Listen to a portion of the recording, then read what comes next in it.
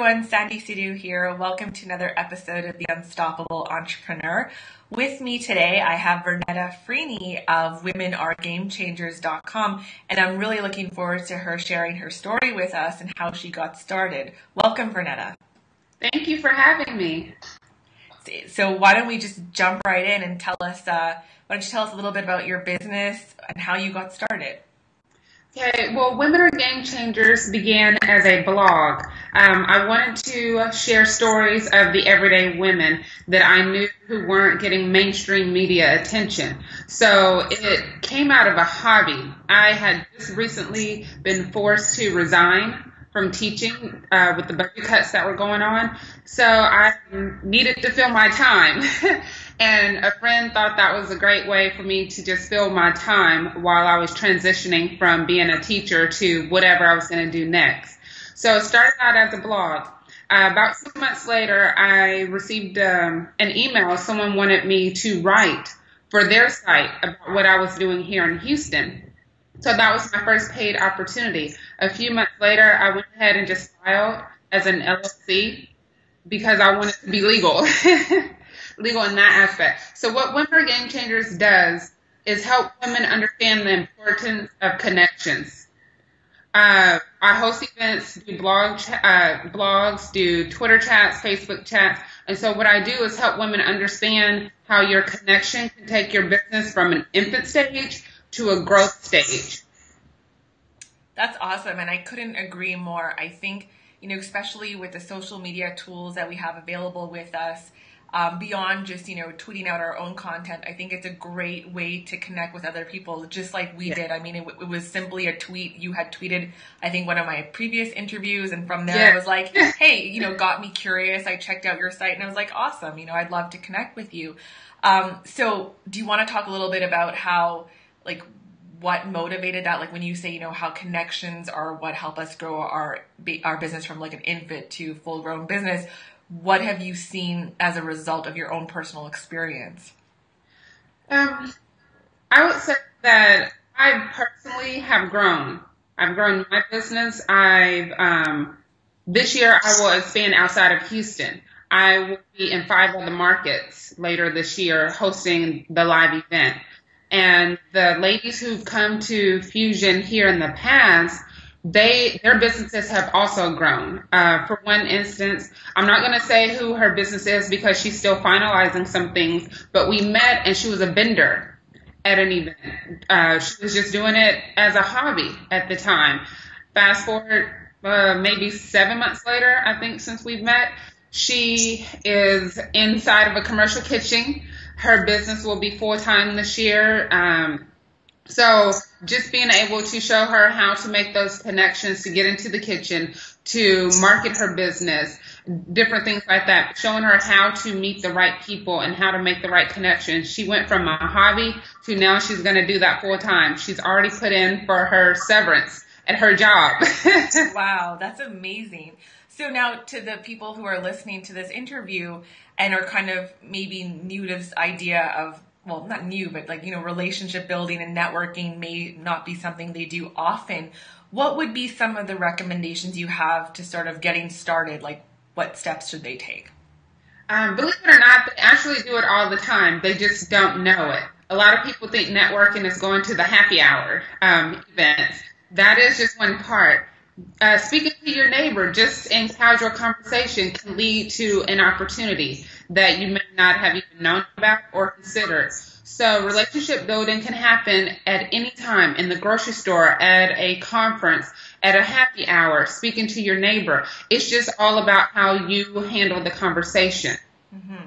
And I think you're absolutely right. As solopreneurs and entrepreneurs, we are always selling our business. In fact, we have to be our biggest promoters, because if we don't do it, who will? It's not like we necessarily have huge budgets and we can afford at the beginning of our business to hire someone to do all our PR for us and find those opportunities. So my next question would be I think that's part of the challenge, is knowing how to talk about yourself and how to inject what you do into those conversations authentically. What would you give as advice for that? I would say don't start off with what you do. That turns people off because they think you're automatically ready to sell them something. Normally, I just speak to people. Hi, how are you doing? If it's at an event and they have something on their plate that I don't have, I ask if it's good. Just a very, very friendly conversation. And then eventually people will ask, well, what do you do? And then when you tell them what you do, then they become more intrigued. And when you tell them what you do, make sure it's not a technical response. Make sure it's more of like a story format. I'm not saying a long story, but, a minute or two of what you do in more of a conversational manner and not so much the technical aspect. Mm-hmm.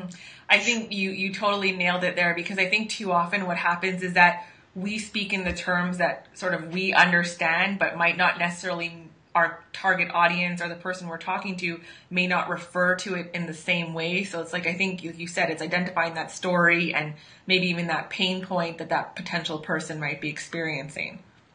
Exactly. Because I've met a lot of women who have been in the same situation I was in. They were at a crossroads in their career. So when they see that I didn't allow that situation of me having to resign stop me, I went ahead and figured out what I was going to do. I always tell people I was a forced entrepreneur. So that entices people to want to know more of what I do, because I use that term, because they're like, forced? Why were you forced? So then I give a little bit of the backstory, and then I tell them how I got started with the blog. So that always opens the door. So find just something that will entice people's curiosity about who you are. That's awesome. So going back to sort of like the relationship building and networking, so sort of what we covered up until now is really in person. How do you find that translates online? Because, we've all seen it where people on Twitter tend to forget that they're still talking to people. So what would you suggest for that? I would say the same thing. Use conversation. How you speak is how you need to tweet, how you need to update on Facebook.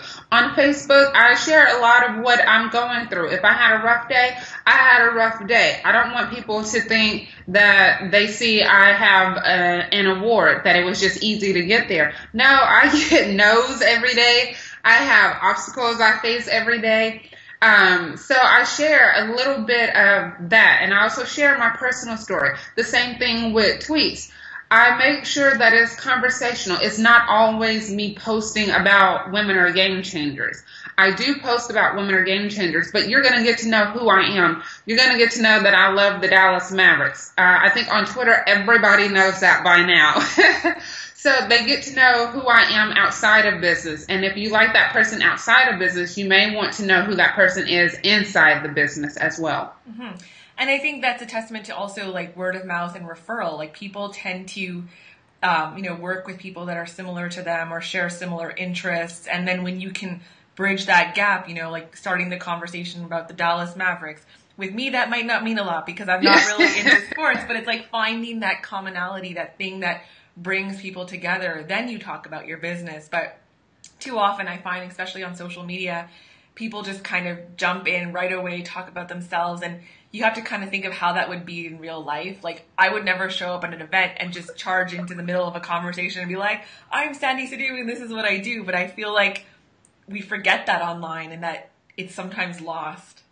It's like the direct salespeople. Now, I know a lot of direct salespeople. In fact, one lady, I didn't know she was in direct sales because she didn't come off pushy. And so I have to tell people, think about how you dislike the direct salespeople who come and try to sell you their products. Don't do that to other people. So that puts into mind of how people should perceive themselves online and offline, not to be too pushy. Mm-hmm. Now, in your work with women entrepreneurs, what are some of the common challenges that you see, whether it's, building relationships or just other aspects of their business? I'm curious to know.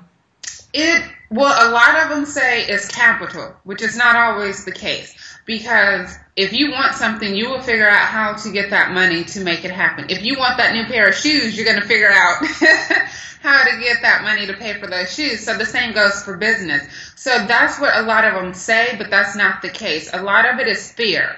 They're afraid of stepping out because once you're an entrepreneur, you no longer have that guaranteed paycheck every week or every other week. you are actually out there working for your money. Now, in a job, you can sit all day, 8 hours, and still get a paycheck if you're lucky.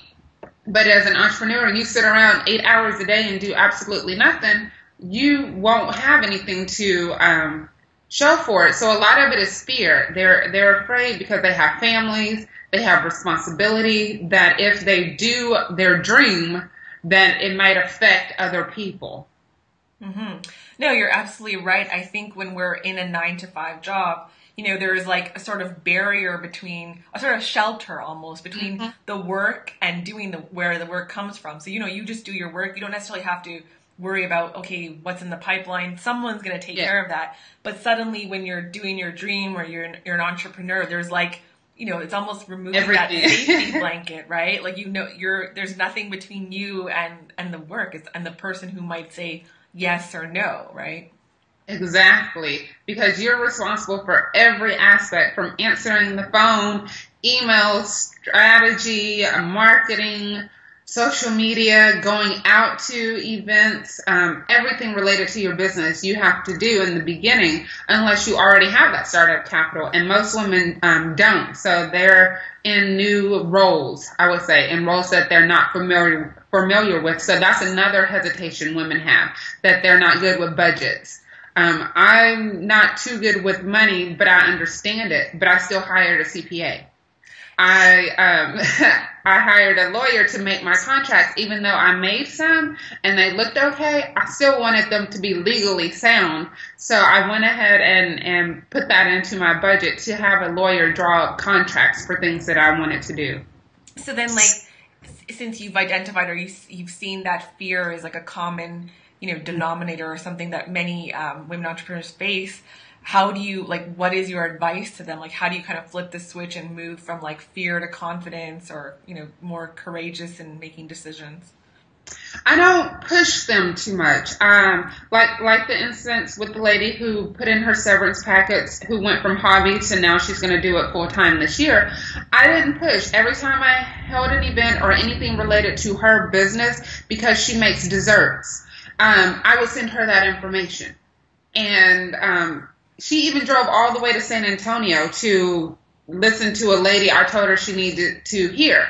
So it was just those things, and me always sharing with her ways that she could grow her business at her own pace without me pushing, hey, you have a great product, you need to go do this full time. Mm-hmm. I didn't know, I don't know her situation, but I knew she has a very, very good product, and I didn't want to see her wasting something that she's already said that she wanted to do, but she was just hesitant. So I would share things with her on how to grow her business, how to open doors for her and different things like that. So it was just me giving her that encouragement and push, and she going at her own pace, and me just celebrating every milestone she's done up until now. Mm-hmm. That's awesome. And I think everybody is different, and some people need a little bit more of those steps to kind of break it down for them and help them move towards those milestones, whereas and have that cheerleader and supporter along the way. And I think that's a benefit of having sites and resources like yours, where women can kind of get together and see the stories or hear about other people who are doing other game changers and what they're doing. Exactly, because like I said, a lot of people only see the accomplishments. They don't understand the disappointments. They don't understand the obstacles. And I wrote a blog post. I hosted an event, and it turned out not to be what I wanted it to be. But all the attendees and speakers, everyone else, it was up to their expectation. So I did write about my point of view as far as the disappointment, and it became one of the biggest blog posts I've written. I've gotten phone calls. Other bloggers wrote responses to it because they said it was that I showed that I was afraid. But I went ahead and overcame that fear of failure and went ahead with the event. But it was just something, to me, I wanted to share with other people that, yes, you may have seen the event, you may have seen people tweeting and talking about the event, but you don't understand all the months that went into planning that one event. And I was disappointed. And I wanted to share that sometimes in business, it's not going to go the way you want it to go. It may be great for everyone else, but not for you. Right. And I think that transparency really helps because other people, like you just said, they often only hear about like the success and the end result, but they don't know about the behind the scenes. And I was just talking about this with another entrepreneur, and she's like, too often we compare sort of our worst with someone else's best. Like we just see, but we don't know like what happened the night before, the week before, the month before. We're just kind of looking at like, oh, look, they got another award or they're featured in another blog, but we don't know all the months of sacrifice and toil that went into that. Yes, and the no's. I mean, you have no idea how many no's someone had to go through before they got a yes to an interview or a yes to finally being recognized by someone else. So it's just those little things that people don't know, and I try to make it transparent on my blog so people know that yes, it's a journey, but if it's something you're passionate about, you will be willing to make those hard days, fewer and fewer in between all of the good days. That's awesome. And I think that's a perfect way to sort of like tie everything together that we talked about today. So where can people who are listening find you and connect with you and learn more about what you do? www.womenaregamechangers.com. All of my contact information is on there as well as social media sites.